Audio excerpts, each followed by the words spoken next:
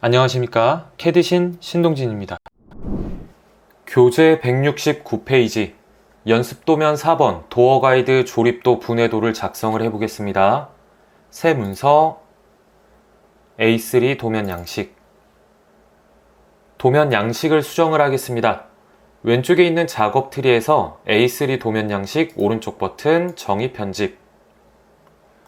우측 하단에 있는 프로젝트 명은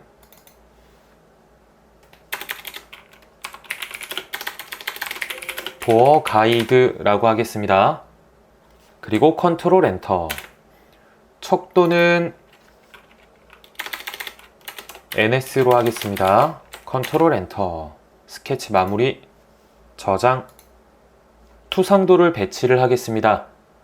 기준, 폴더, 경로는 연습도면 4번. 분해품 뷰를 먼저 불러올게요. 열기, 뷰 1번 스냅샷 뷰 선택을 하고 은선 제거, 음영 처리. 축척 값은 2.4 대 1 정도로 하겠습니다. 그 다음에 화면 표시 옵션에서 스레드 피처, 나사산이 보이도록 설정을 하고 형상이 잘 보이도록 접하는 모서리 체크를 하겠습니다. 확인.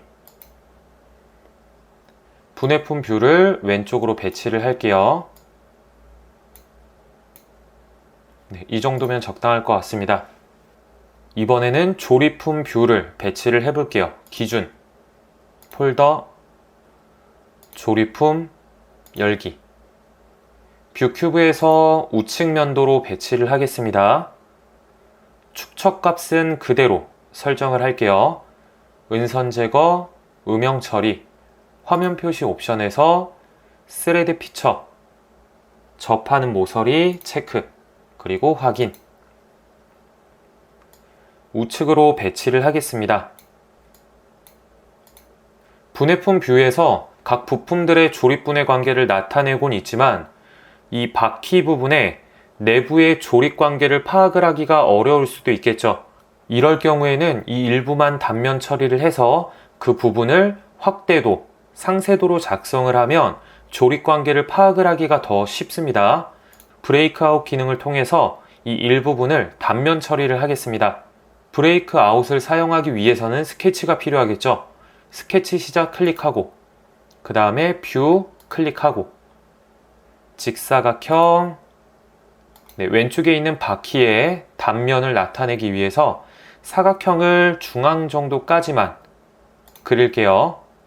그리고 스케치 마무리, 브레이크아웃, 뷰 선택, 프로파일, 사각형이 자동으로 인식이 되고 깊이 지점을 선택을 해야 되는데 저는 이 중간까지 절단면을 표현을 할 거예요. 그러면 여기 중간 지점, 원의 4분점이죠.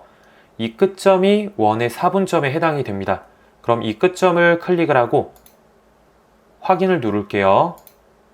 그럼 정확하게 절반까지 절단이 되었습니다.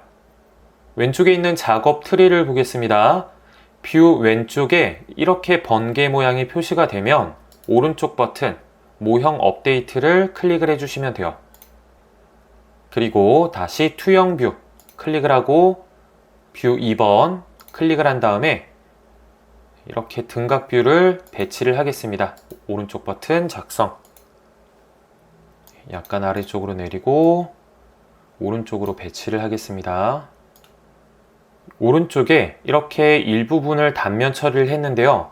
단면 처리를 할 때에는 회전체, 축, 볼트, 너트 이러한 부품들은 단면 처리를 하지 않습니다.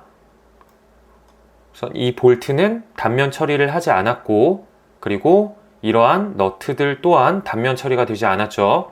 저는 이해를 돕기 위해서 이 너트 또한 단면 처리를 하겠습니다. 여기에 기준 뷰가 있고 그리고 이 기준 뷰를 통해서 이 투영 뷰를 생성을 했습니다. 그러면 투영 뷰에도 조립품이 있고 그리고 기준 뷰에도 조립품이 있습니다.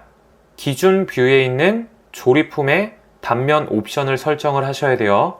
그러면 기준 뷰에 있는 조립품, 여기에서 내가 원하지 않는 부품들, 도면 요소 2번이네요.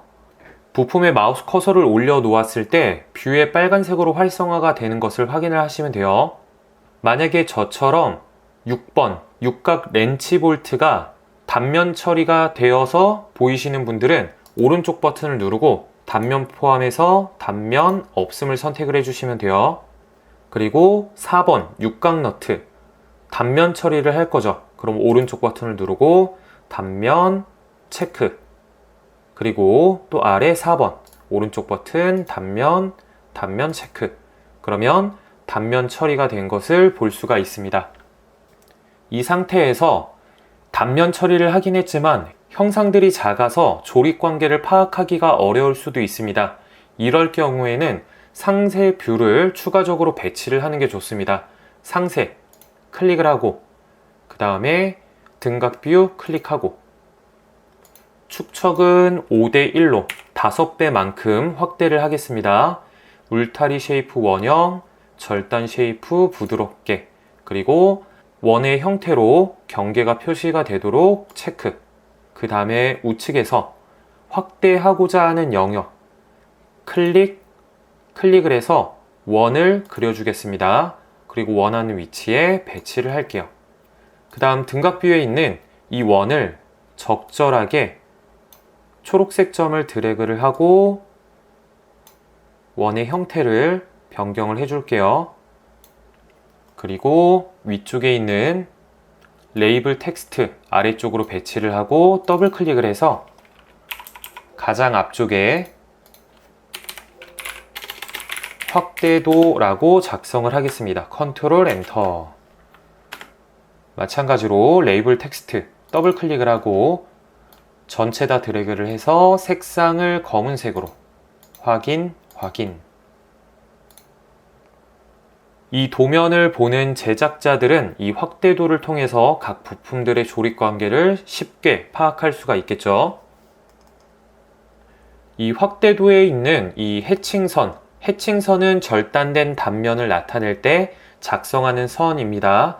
해칭선의 간격이 너무 넓어서 해칭선이 잘 보이지 않는다면 이 해칭선을 더블 클릭을 하고 여기에 있는 이 축척 값을 0.7 정도로 변경을 해볼게요. 더 작아지게 됩니다. 그 간격이 조금 더 해봐도 될 것 같아요.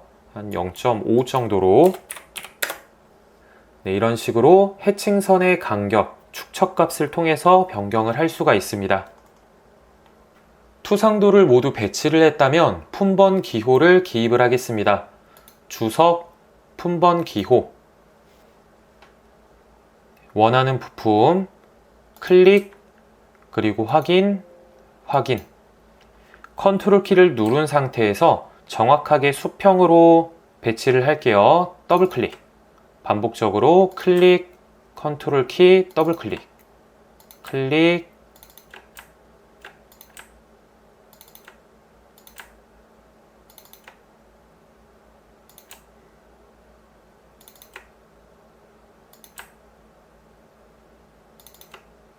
품번 기호를 기입을 했다면 BOM을 작성을 해보겠습니다. 뷰 1번 오른쪽 버튼 BOM, 그리고 가져오기 기능을 통해서 BOM 설정을 불러오겠습니다. BOM 설정 클릭하고 열기, 드래그를 해서 칸을 좀 넓혀 줄게요. 구조적을 클릭을 하고 여기에서 품번, 본체 1번, 바퀴 2번, 칼라 3번, 육각 너트, 이름 육각 너트라고 하고 품번은 4번, 깊은 홈 볼 베어링,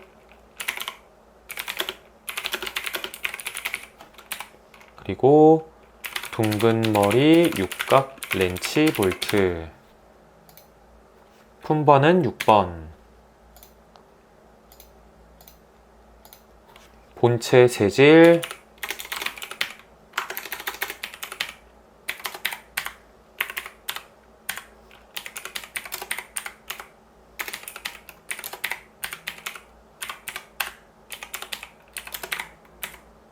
비고에는 표준 규격품의 정보를 입력을 할게요.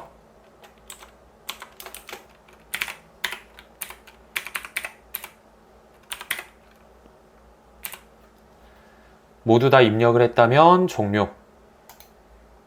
BOM에 따라서 품번 기호의 번호가 작성이 되었습니다.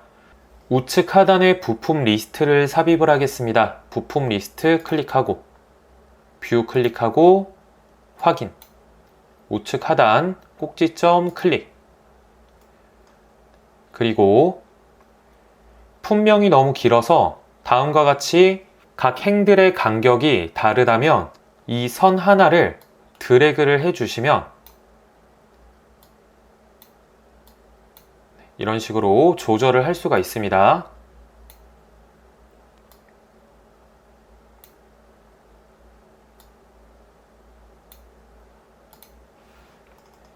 그리고 부품 리스트 클릭하고 도면층은 좁은 외형선으로 변경을 할게요.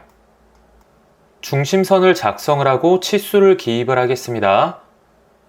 주석에 있는 중심선, 볼트의 중간점, 임의의 지점 클릭. 여기도 마찬가지로 중간점. 이쪽에는 중간점을 찾을 수가 없죠. 이럴 경우에는 오른쪽에 있는 중심선 2등분 클릭을 하고 왼쪽에 있는 선, 오른쪽에 있는 선 클릭을 해서 중심선을 작성을 하겠습니다. 그 다음에 초록색 점을 드래그를 해서 중심선의 길이를 길게 연장을 하겠습니다. 그 다음에 치수를 기입을 할게요. 주석의 치수. 선과 중심선, 선과 중심선, 또 선과 선.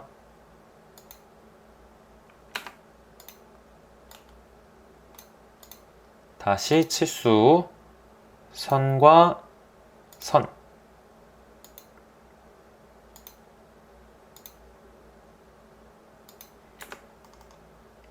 도면을 모두 완성을 했습니다. 도면을 저장을 할게요. 컨트롤 S. 저장 위치는 연습도면 4번. 파일 이름은 도어 가이드 조립도 분해도라고 저장을 하겠습니다. 저장, 전부의 확인. 그리고 PDF 파일로도 저장을 해볼게요. 파일, 내보내기, PDF. 그리고 옵션에서 벡터 해상도가 높을수록 PDF 파일의 품질은 좋아지지만 용량이 커져서 버벅거릴 수도 있어요. 그러면 벡터의 해상도를 조금 더 낮추시면 돼요. 객체의 선 가중치 제거하고 PDF 파일로 저장을 하겠습니다. 확인. 그리고 저장. 다음 시간에는 연습도면 5번 바이스 조립도 분해도 작성을 해보겠습니다. 이상으로 강의 마치겠습니다. 수고하셨습니다.